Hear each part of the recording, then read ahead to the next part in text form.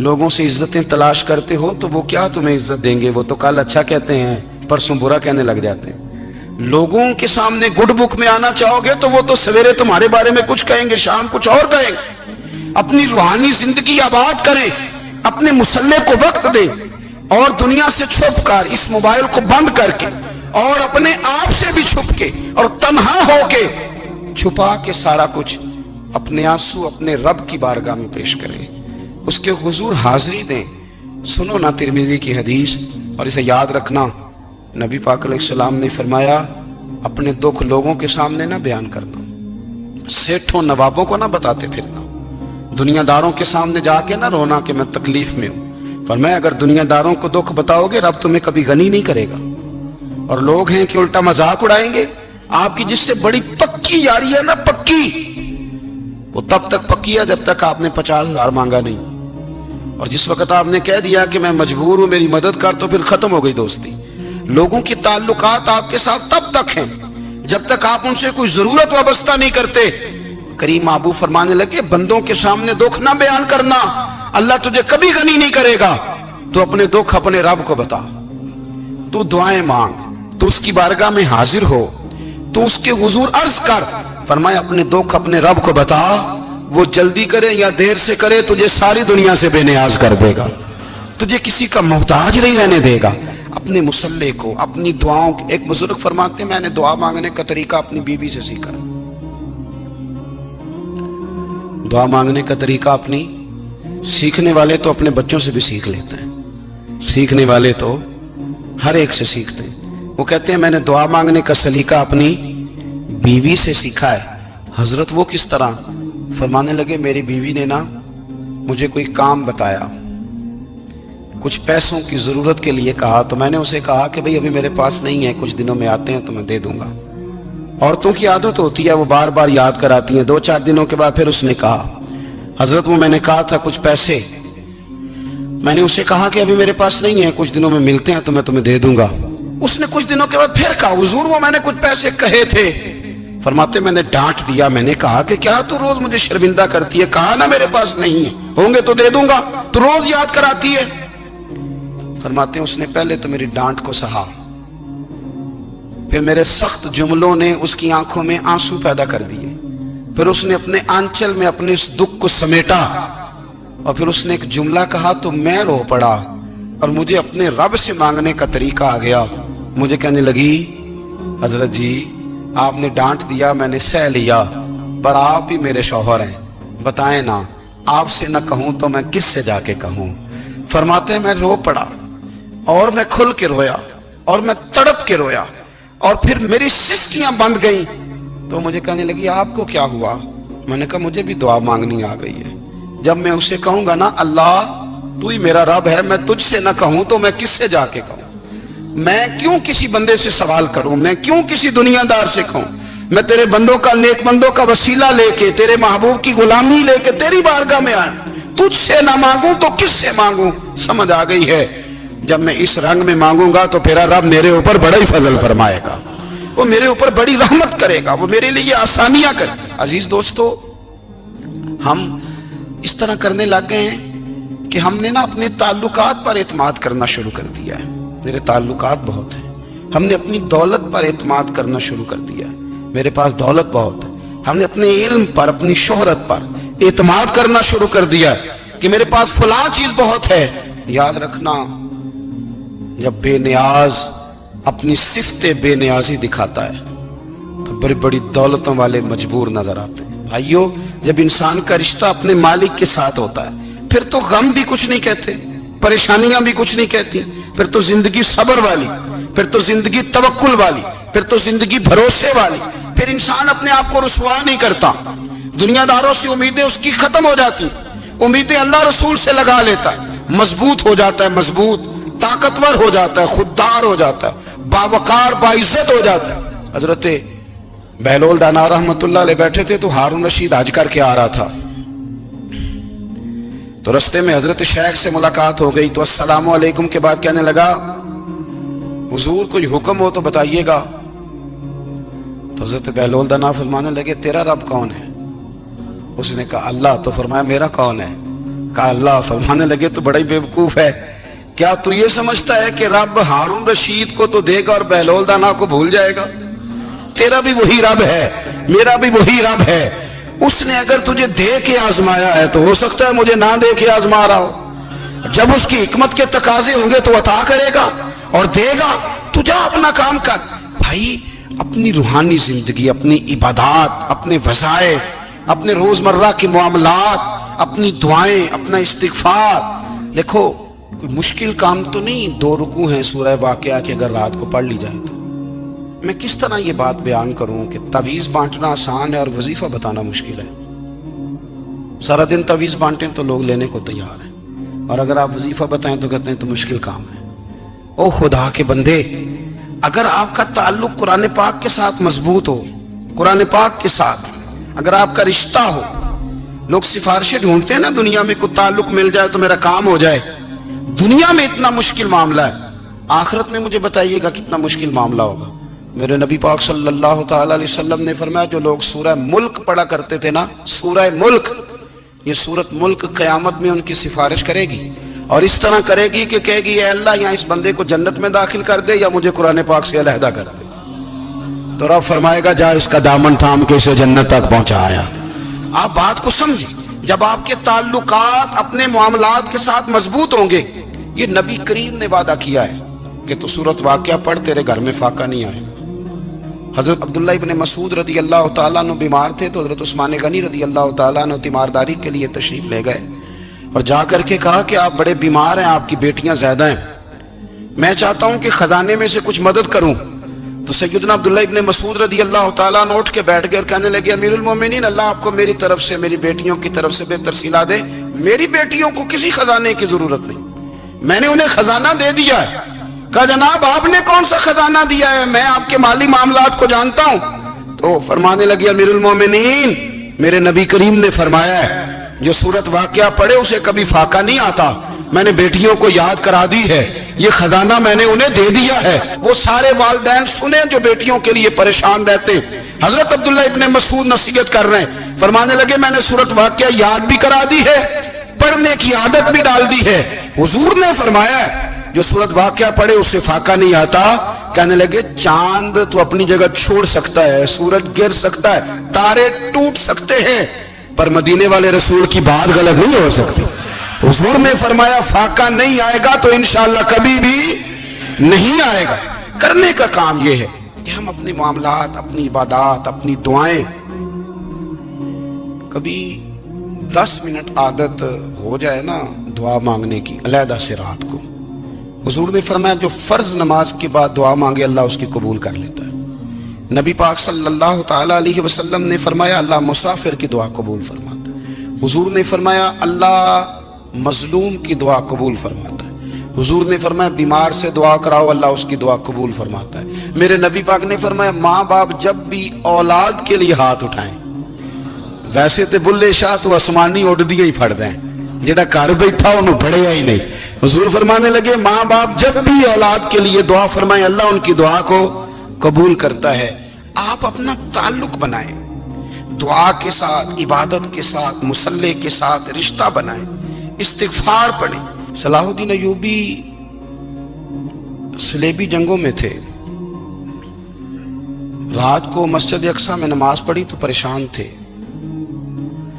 ایک بزرگ سے ملاقات ہوئی تو وہ کہنے لگے کہ آپ بڑے پریشان ہیں. کہنے لگے حضور پریشان اس لیے ہوں کہ پہلے ہی مسلمان کمزور ہے, اب میں نے سنا ہے دشمن کا ایک بحری بیڑا وہ جنگی سامان سے بھرا ہوا آ رہا ہے, تو اب ان کے پاس اور تلواریں اور نیزے آ جائیں گے, مسلمانوں کے پاس پہلے ہی وسائل کی کمی ہے, پریشان ہو کس طرح کر کے مقابلہ کریں گے. یہ بات کہتے ہی صلاح الدین ایوبی نے بزرگوں سے کہا حضور آپ بھی دعا کرنا, دعا کی بڑی طاقت ہے. میرے نبی پاک نے فرمایا دعا مومن کا ہتھیار ہے, دعا مومن کا, دعا مومن کا. حضور نے فرمایا تقدیر کو سوائے دعا کے کوئی چیز نہیں بدل سکتی. دعا مومن کا ہتھیار ہے, یہ کافر کے پاس کوئی نہیں, یہ ہتھیار ہے مومن کا. اللہ کرے آپ کو سمجھ آئے, پھر سنیں کئی بار کہہ چکا ہوں یہ ہتھیار ہے. کافر کے مقابلے میں جو تیرے پاس سب سے بڑا ہتھیار ہے وہ دعا ہے. दुआएं करानी छोड़ दी, करनी छोड़ दी, लेनी छोड़ दी।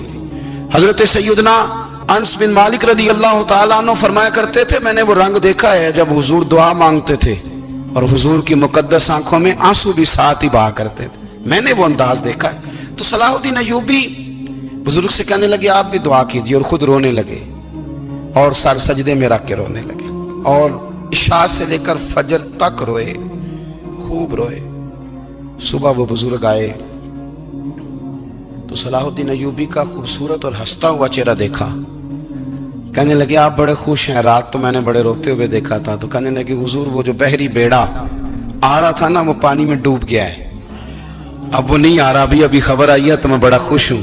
बुजुर्ग कहने लगे उठ सीने से लग और सुन एक बात, वो बहरी बेड़ा पानी में नहीं डूबा, वो तेरे आंसुओं में डूब गया है। वो जो तो रात रोया है ना रब करीम की बारगाह में, तो वो डूब गया है। हजरत आयशा सिद्दीका रदी अल्लाह ताला अन्हा फरमाती हैं, एक औरत थी और उसे नबी पाक सल्लल्लाहु ताला अलैहि वसल्लम ने ना वो कलमा पढ़ के मुसलमान हुई, मदीना तैयबा आ गई, तो हुजूर ने मस्जिद नबवी शरीफ में उसके लिए मकान, एक सादा सा कमरा साथ मस्जिद के बनवा दिया, वहीं रहने लगी। अक्सर वो सैयदा तैयबा के पास आती तो हजरत आयशा सिद्दीका रदी अल्लाह ताला अन्हा फरमाती हैं, वो बड़ी बातें सुनाती और आखिर में कहती वो हार वाला दिन भी बड़ा अजीब दिन था और मेरे रब की कुदरतों का दिन था, वो भी बड़ा अजीब दिन था। सैयदा आयशा सिद्दीका रदी अल्लाह ताला अन्हा एक दिन फरमाने लगी कि तू हार वाले दिन का बड़ा जिक्र करती है, वो क्या दिन था? तो खातून कहने लगी अम्मा जी वो दिन था जब मेरे रब पर भरोसा और मजबूत हो गया, जिस दिन मेरा अपने रब पर तवक्कुल और बढ़ा, मेरे ईमान में यकीन में और पुख्तगी आई।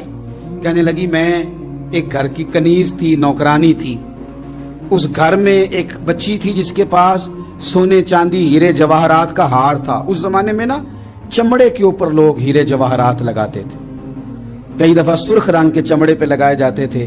वो बच्ची पहनती थी तो कहती हूँ बच्ची के उसने उतार के रखा या उससे गिरा वो हार तो चील उसे उठा के ले गई गोश्त समझ के और मेरे सामने उठा के ले गई। घर वालों ने मुझसे पूछा, ये बुखारी में मौजूद है, घर वालों ने पूछा मुझसे कि वो हार कहाँ है, तो मैंने कहा चील उठा के ले गई। घर में कुछ चोरी हो जाए तो सबसे पहला इल्जाम किस पे लगता है? मुलाजिमीन पे। कहते उन्होंने मुझे बड़ा मारा, बड़ी तकलीफ थी, हत्ता कि मेरी शर्मगाह तक की तलाशी, मेरी इज्जत इतनी खराब की मैं बता नहीं सकती। मैंने अपनी जिंदगी में एक वाकया देखा, एक अमीर घर में चोरी हो गई, मुलाजिम को इतना मारा कि वो चारपाई पे पड़ गया। पुलिस वालों से इतनी मार पड़वाई गई कि वो बेचारा चारपाई पे पड़ गया और फिर वो इतना बीमार हुआ और कुछ दिनों के बाद पता चल गया कि चोर तो अपना बेटा है उनका। फिर उसका इंतकाल हो गया। अब वो सेठ साहब और घर वाले आके ना मरने वाले के कान में माफिया मांग रहे हैं, कान में। तो मैंने उनसे फिर कहा था कि ये तो अब चला गया है, तुम्हारा जोर चलता था ना तो तुमने कानून खरीदा और तुमने इसे जितना हो सका तुमने इसे मार पड़वाई, तुम्हारे पास जो अदालतें थी तुमने वहां कार्रवाई की, अब एक अदालत क़यामत के दिन लगेगी। ये कमजोर था ना, कुछ कर नहीं सका। मेरे नबी पाक सल्लल्लाहु अलैहि वसल्लम ने फरमाया सुन लो, अगर सींग वाली बकरी ने बगैर सींग वाली बकरी को तकलीफ दी होगी ना तो क़यामत के दिन उसे भी बदला देना पड़ेगा कि तेरे पास सींग थे और तूने इसे मारा था। वो खातून अर्ज करती है सैयदा आयशा की खिदमत में कि मुझे बड़ा मारा, मुझे तकलीफ दी, मैं कह रही थी कि मेरे सामने चील ले गई है पर वो नहीं मान रहे थे। अम्मा जी उन्होंने मुझे बड़ा मारा। हजरत आयशा सिद्दीका कहती हैं फिर क्या हुआ? कहने लगी अम्मा जी जब कोई मेरा मददगार ना रहा, मुझे तकलीफ दे रहे थे, रुसवा कर रहे थे, तो मैंने अपने रब से मदद चाही, मेरे रब की तरफ मैंने तवज्जो की, मैंने कहा मालिक अब तू ही मेरा मददगार है। कहती है वो मुझे मार रहे थे तो वो चील जो हार ले गई थी वही लेके वापस आ गई और हमारे सरों के करीब ला के उसने जब उस हार को फेंका वो मुझे छोड़ के साइड पे हुए, वो मेरी बेगुनाही जान गए। लेकिन आपको बताऊं उस दिन से मेरा अपने रब पर यकीन और बढ़ गया। मुझे समझ आ गई कि जब इंसान पूरा टूट जाता है और जब कोई चारों जानिब उसका मददगार नहीं होता तो रब तो होता है ना, अल्लाह तो उसका मददगार होता है ना, वो तो फिर अपने उस बंदे की मदद करता है ना, फिर वो तो तवानाई देता है ना, वो तन्हा नहीं छोड़ता, वो तो आंसुओं वालों के आंसुओं पे बड़ा करम फरमाता है, وہ تو قسم پرسی میں آ جاتا ہے، اس کی رحمت بڑھ کے استقبال کر لیتی۔ او میری ملت کے جوانوں، مزہ نہیں آ جاتا جب ساری دنیا سوئی ہو، ساری دنیا، اور بستر بھی گرم ہو اور نیند بھی پورا غلبہ کر رہی ہو، اور اچانک گھنٹی بجے دماغ میں، آنکھ کھلے، گھڑی پہ نظر پڑے، 3:30 4 بجے کا پیغام گھڑی بتائے، اور کوئی چڑھتی جوانی والا اٹھ کے وضو کرے، اور جب وہ مصلی کھول کے بچھائے تو مدینے والے محبوب کہتے ہیں کہ ہر نماز پہ رب ثواب دیتا ہے، اور جو اٹھ کے تہجد کی نماز پڑھے اسے دیکھ کے تو رب مسکراتا ہے، جو اس کی شان کے لائق ہے، جو اس کی شان کے لائق، وہ مسکراتا ہے، خوش ہوتا ہے کہ میرا بندہ تہجد میں اٹھ گیا، وہ مسکراتا ہے۔ کاش ہماری صبحیں کبھی اپنے مالک کے نام ہو جائیں، کاش کے صبح۔ حضرت ابو الحسن رحمۃ اللہ تعالی علیہ حضرت معاذ ابن جبل رضی اللہ تعالیٰ عنہ کے پاس بیٹھا کرتے تھے، فرماتے ہیں ان سے جو پیار بڑھا تو پھر میرا مصلی سے بھی بڑھ گیا۔ تابعی ہیں، فرماتے ہیں صحابی رسول سے محبت ہوئی تو ذکر سے بھی ہو گئی، پھر درود شریف سے بھی ہو گئی، محبت ان سے بڑھی تو پھر اللہ نے مسجد کا پیار بھی بڑھا دیا۔ آپ فرماتے ہیں کہ میری ہر وقت طبیعت چاہتی تھی کہ بس اللہ اللہ کروں، بس اللہ اللہ کروں، بس نہ میں ذرا تھوڑی جان چھڑاؤں لوگوں سے، کو 10 منٹ ملے تو میں کچھ 4 نفل پڑھ لوں، میں تھوڑا سا نہ بچوں لوگوں سے، اور مجھے تسبیح ملے تو میں نہ کچھ 400-500 دفعہ استغفار پڑھوں، سبحان اللہ، الحمدللہ، اللہ اکبر، لا حول ولا قوت الا باللہ، میں نہ تسبیحات پڑھوں۔ فرماتے ہیں کہ بچے تھے گھر میں 6-7، غربت تھی، کام ملتا کوئی نہیں تھا، اور میں کام چور نہیں تھا، کام ڈھونڈتا تھا، پر اللہ کی قدرت کے کام نہیں ملتا تھا۔ فرماتے ہیں کہ میں نے ایک دن اپنی اہلیہ سے کہا کہ آج میں پھر جاتا ہوں کام ڈھونڈنے، تو میری بیوی بڑی فرما بردار تھی، پر اس دن نہ غربت کے ہاتھوں تنگ آ کے کہنے لگی آج نانا کوئی تو چیز لے کے آیا، تو مجھ سے بچوں کی بھوک نہیں دیکھی جاتی، سب روگاں دا روگ محمد جس دا نام غریبی، کنڈ بلا کے لنگ جاندے نہیں دوست یار قریبی، آج نہ کچھ لے کے آیا تو میں بچے لے کے میکے چلی جاؤں گی۔ شیخ فرماتے ہیں کہ میں بڑا پریشان گھر سے نکلا، پر میں نے صبح سے لے کے زور تک کام ڈھونڈا، کام ملا کوئی نہیں، تو میرے دل میں خیال آیا چلو کام نہیں ملتا تو اللہ اللہ تو کرے نا، چلو بندوں کی مزدوری نہیں ملتی تو رب کریم کی عبادت ہی کرتے ہیں۔ فرماتے ہیں کہ میں نے نا فرات کے پانی سے وضو کیا، نہر کے، شدید دھوپ تھی، ساتھ ریت تھی اور ریت تپ رہی تھی، میں نے اپنا رومال وہیں مصلی کے طور پر بچھا لیا، اور فرماتے ہیں کہ زور سے لے کر عصر تک نماز پڑھی، دھوپ بھی پورے زور پہ، پر میرے سجدے کا ذوق بھی پورے زور پہ۔ فرماتے ہیں سورج بھی چمک رہا ہے اور رب کی عبادت کا ذوق بھی پورے زور پہ، میں سجدہ کروں تو پھر میرا اٹھانے کو جی نہ چاہے۔ میرے استاد لکھا کرتے تھے، یہ ان کا شعر ہے، وہ کہا کرتے تھے مجھے سوز دے، مجھے ساز دے، اور مجھے نیم شب کا نیاز دے، دم سجدہ خود کو میں توڑ دوں، مجھے ایسا ذوق نماز دے، اور میں تیری بہار کا پھول ہوں، میں کھلا بھی ہوں تو تیرے لیے، مجھے میری شاخ سے توڑ لے، مجھے اپنی زلف کا ناز دے۔ بھائی فرماتے ہیں کہ عصر تک میں نے نفل پڑھے، دل ڈھلنے لگا، عصر کی نماز پڑھی اور میں وہاں سے چلا۔ اب میں جب نکلنے لگا تو دل میں خیال آیا کہ چھوٹی چھوٹی دیواریں ہیں گھر کی، بغیر کچھ لیے جاؤں گا تو بیوی دور سے دیکھے گی تو شور کرے گی کہ پھر خالی ہاتھ آ گیا ہے۔ کہتے میں نے اپنے اسی رومال میں جس پہ میں نے نماز پڑھی تھی نا، رومال میں کی آخی دے پنجابی جی صافہ، کہتے ہیں اسی میں نا میں نے کچھ ریت بھر لی کہ وہ دور سے دیکھے گی تو سمجھے گی کچھ لے کے آیا ہے، چلو جا کے اسے بتا دوں گا کہ آج پھر مزدوری نہیں ملی۔ کہتے ہیں وہ ریت لے کر جب میں گھر میں گیا تو پہلے بیوی دروازے پہ کھڑی ہوتی تھی، پوچھتی تھی خالی ہاتھ آ گئے ہو؟ آج میں نے دیکھا تو ہے ہی کوئی نہیں۔ فرماتے ہیں میں اندر داخل ہوا، سلام لیے، کونے میں نے وہ رومال رکھ دیا اور میں نے آواز دی کہ بھلی مانس کہاں ہو؟ تو وہ کہنے لگی آپ منہ ہاتھ دھو لیں، میں روٹی لے کے آئی۔